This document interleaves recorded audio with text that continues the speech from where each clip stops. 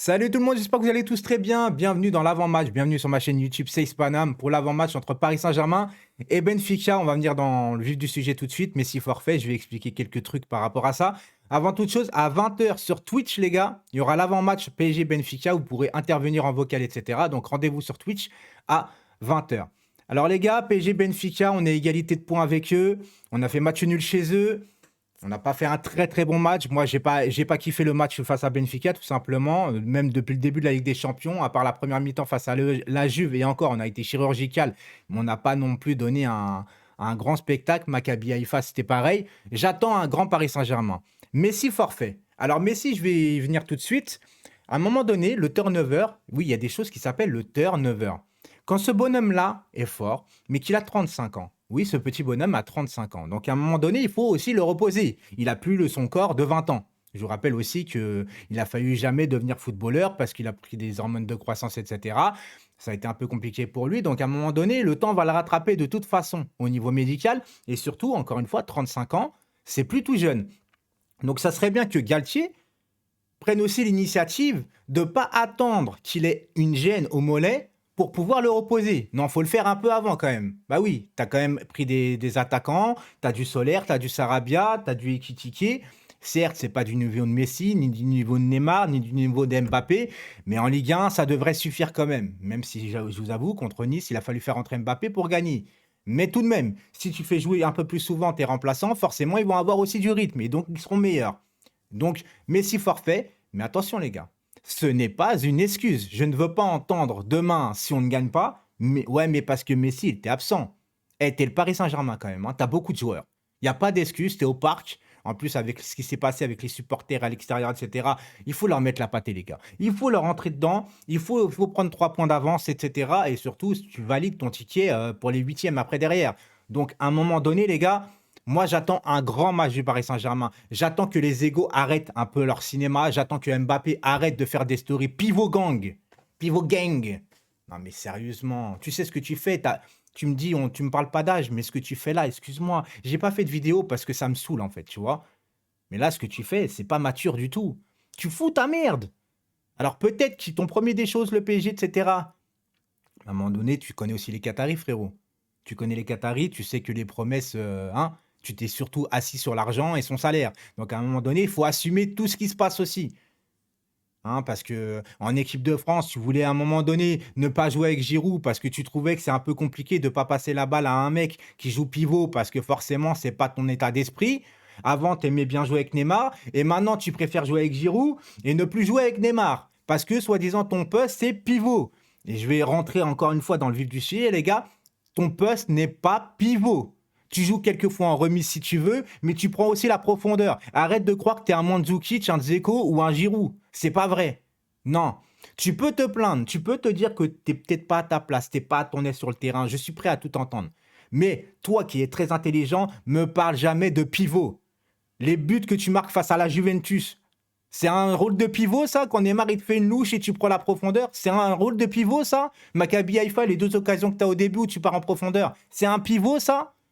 Non, non, non, non. Commence pas à déconner. Commence pas à déconner. Moi, ça me saoule. Moi, je défends personne. Tu vois, à un moment donné, j'avais réclamé à juste titre pour ma part. Quand Neymar faisait de la merde, je disais, Neymar fait de la merde. Et ben là, Mbappé, frérot, il fait de la merde. Arrêtez de défendre les joueurs. C'est pas les joueurs qu'il faut défendre, c'est le club. Et si le joueur fait n'importe quoi, il va à l'encontre du club. Et ben, faut défendre le club. Ce qu'il fait, c'est pas bien. Il faut le recadrer. Point final, les gars. Et je veux pas entendre parce qu'il a fait ça avant, alors non, non. Pour les pères de famille, ton enfant l'année dernière, il a un tableau d'honneur à l'école. Ça lui donne le droit l'année d'après d'être perturbateur d'une classe? Eh ben non. Eh ben non. À un moment donné, il faut réagir en temps voulu. Oui, on peut dire merci avec tout ce qu'il a fait, mais ça lui donne pas le droit de foutre le club en l'air, en fait. Tu vois? Bon, bref. En tout cas, la compo, les gars, je pense que normalement, il devrait mettre numéro 10. Bah, Neymar. Neymar, je pense. Ou soit numéro 10 Neymar, il met Mbappé, Sarabia devant, ou Mbappé Kitike, j'en sais rien. Ou soit il laisse Neymar et Mbappé devant. Et dans ce cas, il mettrait Solaire en numéro 10. Je sais pas la tactique qui va faire évoluer. Ramos sera là, vu qu'il n'est pas là contre Marseille, mais il sera là demain. Donc, il va rester sûrement avec une défense à 3. Donc, ça sera Marquinhos vraisemblablement avec Danilo, qui est pour l'instant notre homme fort en défense, on va pas se mentir, les gars. Et donc, Marquinhos, Donnarumma au but, Mendes qui est pas là, donc ça sera Bernat.